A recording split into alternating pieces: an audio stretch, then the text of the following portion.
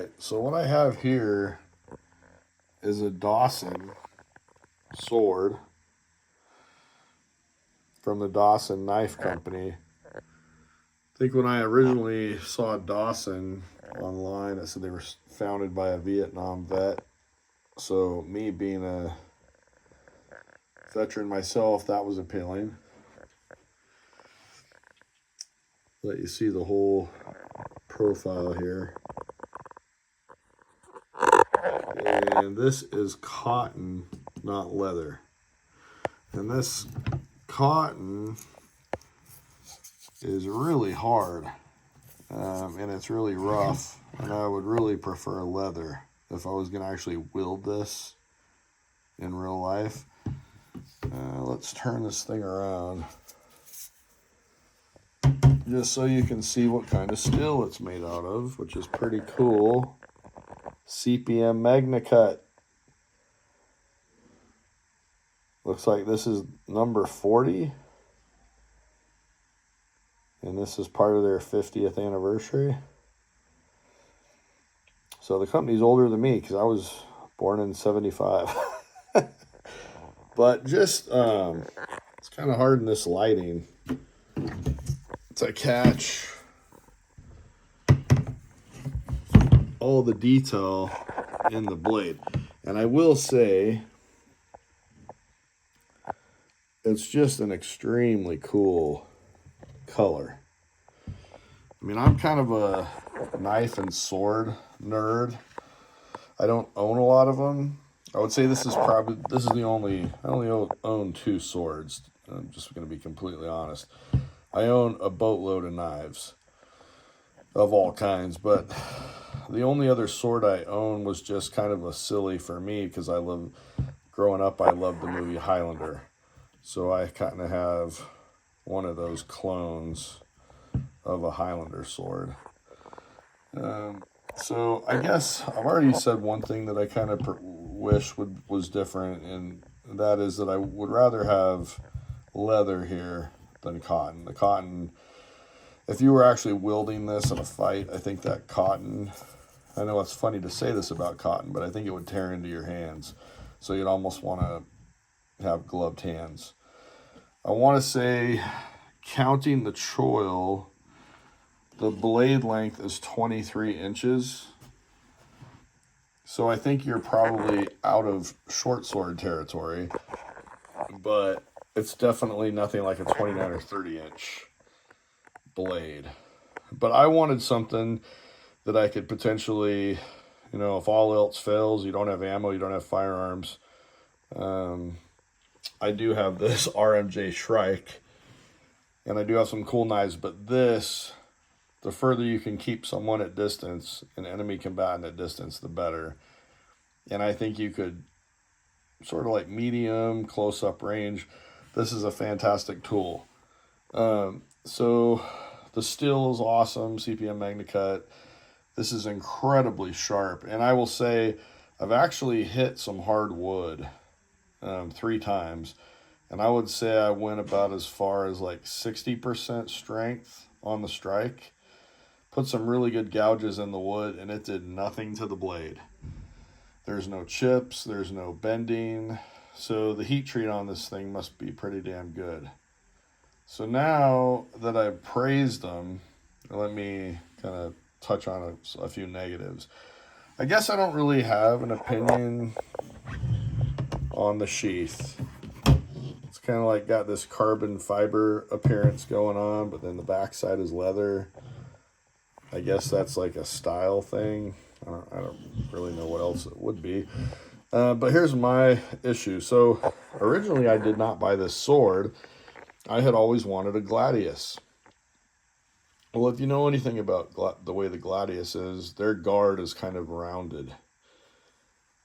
And if you'll notice when you look at a Gladius from Dawson, there's just nothing but skinny metal there. And basically when you swing that thing, it hurts like crazy.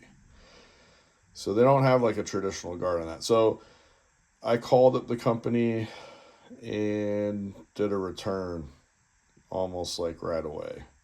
because I'm like, dude, I bought this to be able to fight with it if I have to, and there's no way I can fight with this thing. The guards are like tearing my hand apart. So I bought this. The Gladius, of course, being a one-handed sword, and these katanas are really two-handed. Um, pros and cons, advantages and disadvantages to both. But the Gladius wasn't definitely a no-go. So I'm a disabled veteran, and then I am buying from a country that was or a company that was founded by a Vietnam veteran, and I'm pretty sure they knew this. So I think they give a military discount. I bought this like a couple years ago, but what made me really upset was I'm already displeased with the first sword that I purchased because it's chewing my hand apart. And then I pay you, instead of trading down, buying something cheaper, being cautious, I'm basically buying up to get a more expensive sword. I don't know if you're going to be able to see it, but this thing basically is warped to the left. So I was pretty upset about that. And I mean, I want to support these American companies. I probably wouldn't have made this video a couple years ago because I know the lady even said, we're a smaller company, and I understood that. And I didn't want to give them a negative review. But it's come to my attention through just kind of browsing that they have moved to a bigger facility. So that means they must be doing pretty well. They must be having quite a bit of success to be able to move to a bigger facility. So I don't mind coming out with this video now and just saying I was really disappointed in the Gladius, and then being a disabled vet, I was excited to purchase from them, but then I get a blade that's got a little bit of a warp to the left. So what does that do for me? Well, does it mean that this thing isn't functional? No, not necessarily. Is it annoying? Yes. Does it give me pause to purchase something expensive from them again? Yes, it does. So when I think of potentially purchasing like a bit of a longer katana that's really nice, it's like, I just don't know. I hate to say it, Dawson, but I just got to be honest. Like, the thought of getting something that's warped again is frustrating. Nobody wants to have to return something. The other thing is, if you can return it, there's that. But then you've wasted some time and some money because there's probably a restocking fee.